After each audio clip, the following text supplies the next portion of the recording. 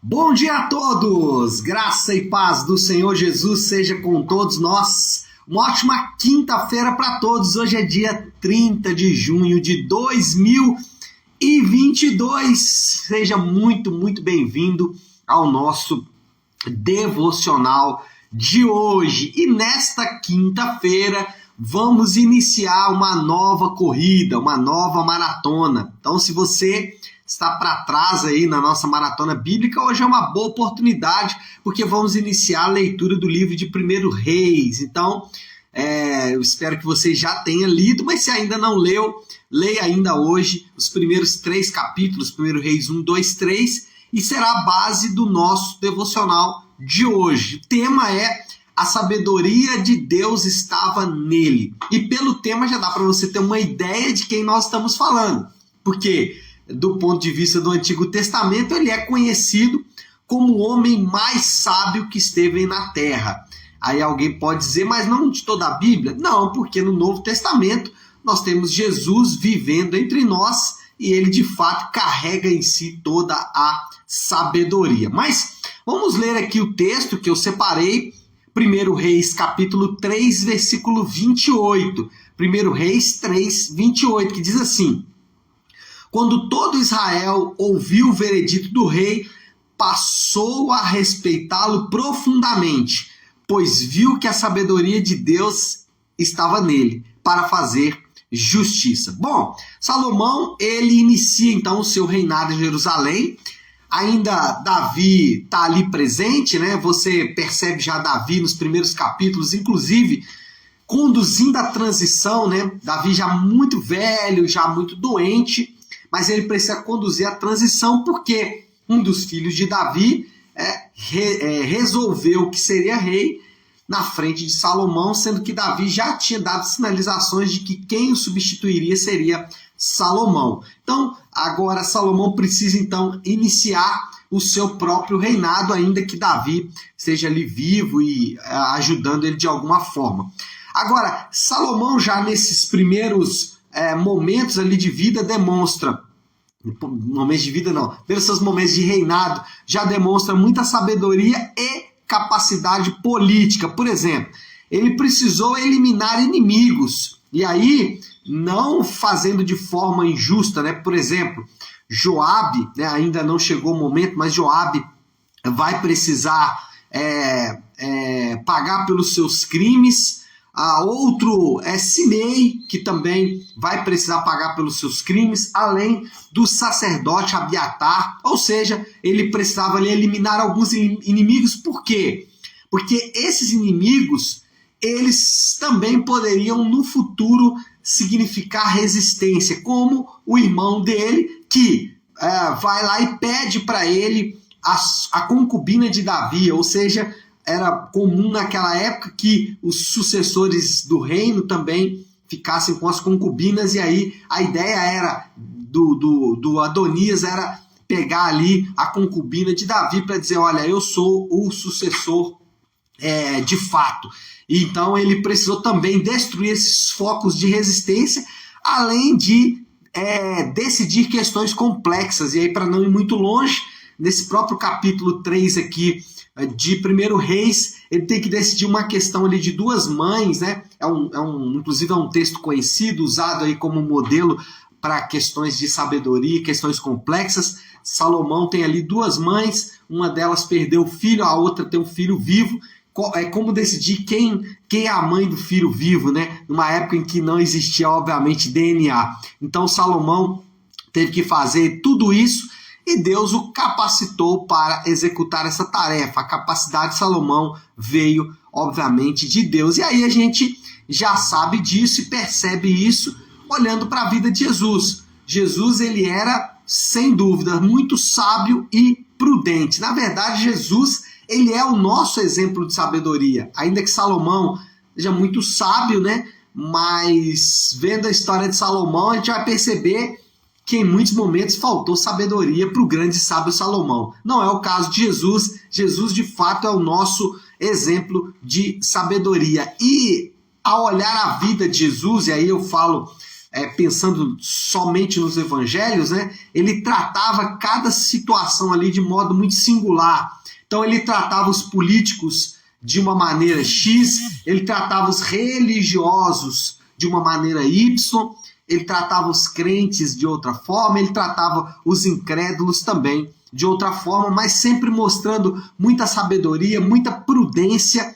e nós percebemos isso durante toda a sua caminhada na terra. E com isso nós aprendemos que também nós devemos conduzir as nossas próprias vidas de acordo com o modelo estabelecido por Jesus. Então, se nós temos em Jesus um modelo de sabedoria, nós podemos também conduzir a nossa vida com esse modelo. É o que a Bíblia vai chamar de discipulado, é quando nós aprendemos com Jesus a maneira correta de viver. Na verdade, a comunhão com Deus, né, muito falada ou às vezes denominada de intimidade com Deus, relacionamento com Deus, a comunhão com Deus, né, nós sempre que despedimos no domingo do culto, nós falamos, né, a graça de Jesus, o amor de Deus Pai e a comunhão, né, as doces consolações ou a amizade do Espírito Santo seja com todos vocês. Então, a comunhão com Deus consiste exatamente em aprender com Jesus, ou seja, olhar para Jesus, perceber como Jesus fazia e, a partir daí, aplicar a maneira dele ou a maneira como ele nos ensinou a viver. Eu lembro de uma oportunidade em que um homem estava num aconselhamento e aí ele virou e falou assim, não, porque a Bíblia estava sendo desafiado, né, a obedecer à Bíblia. Ele fala, mas a Bíblia é muito teórica. E isso às vezes, o entendimento de muitas pessoas. Elas acham que a Bíblia é muito teórica, que a realidade é o que eles vivem no seu dia a dia. Mas não é isso que a Bíblia ensina. Na verdade, o que a Bíblia ensina é exatamente o contrário. Que a nossa maneira de viver é uma maneira, primeiro, que é contrária à vontade de Deus. Segundo, é muitas vezes pecaminosa, e aí de fato nós podemos perceber que Deus não quer que nós vivamos da maneira como nós vivemos normalmente. Aí a gente pode olhar para Jesus e certamente vamos encontrar uma maneira diferente de viver. Por exemplo, como nós somos ensinados a tratar o dinheiro na Bíblia, como Jesus tratava o dinheiro, você já percebeu?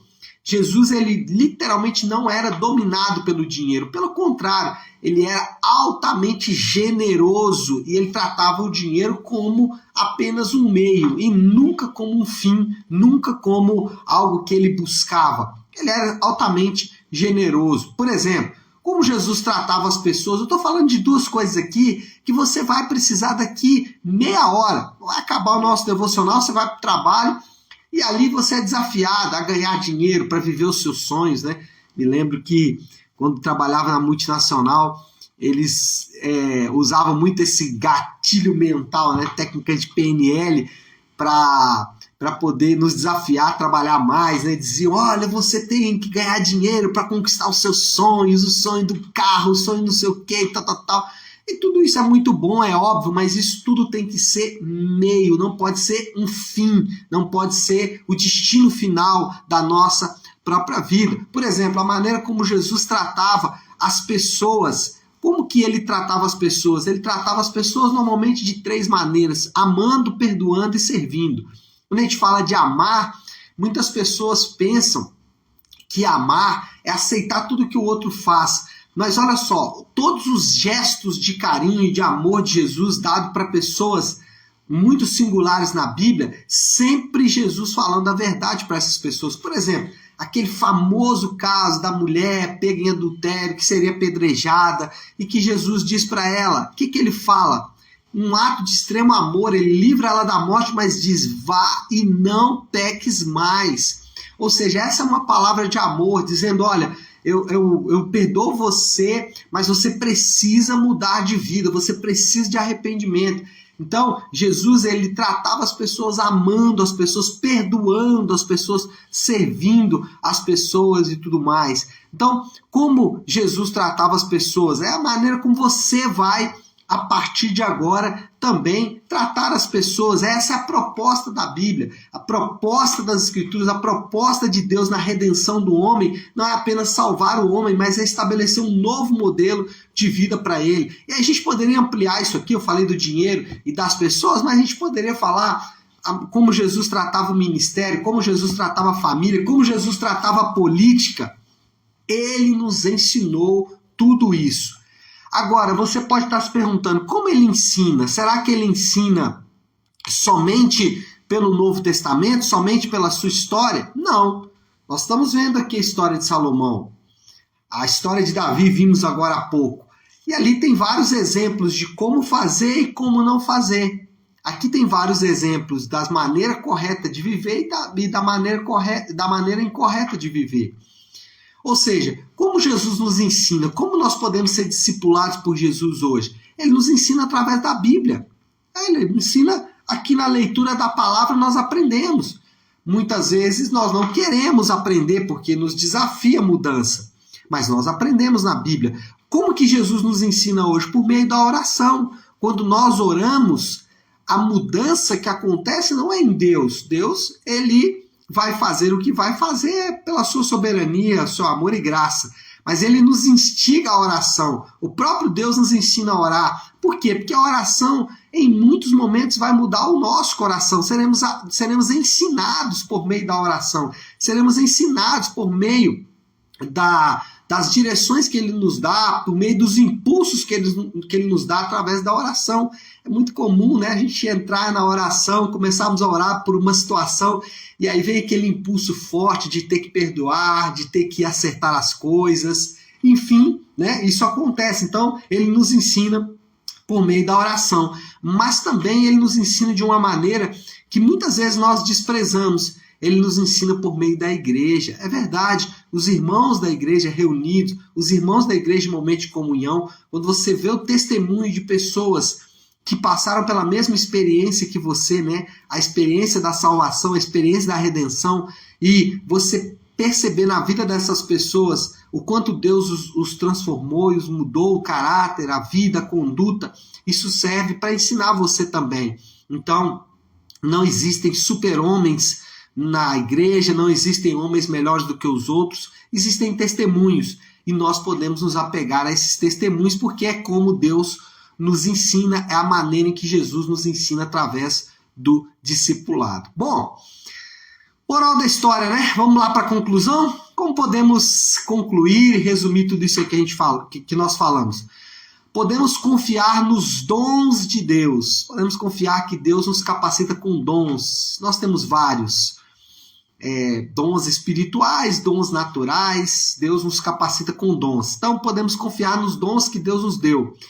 E aprender com o exemplo de Jesus para viver a vida na Terra. Duas ferramentas únicas, singulares, para que a nossa existência na Terra seja uma existência mais saudável. Primeiro, os dons que Deus nos deu, segundo o exemplo que Ele nos dá em Jesus. Essa é a nossa moral da história, essa é a nossa conclusão. Agora, qual é o desafio? Como nós podemos aplicar tudo isso aí que eu falei?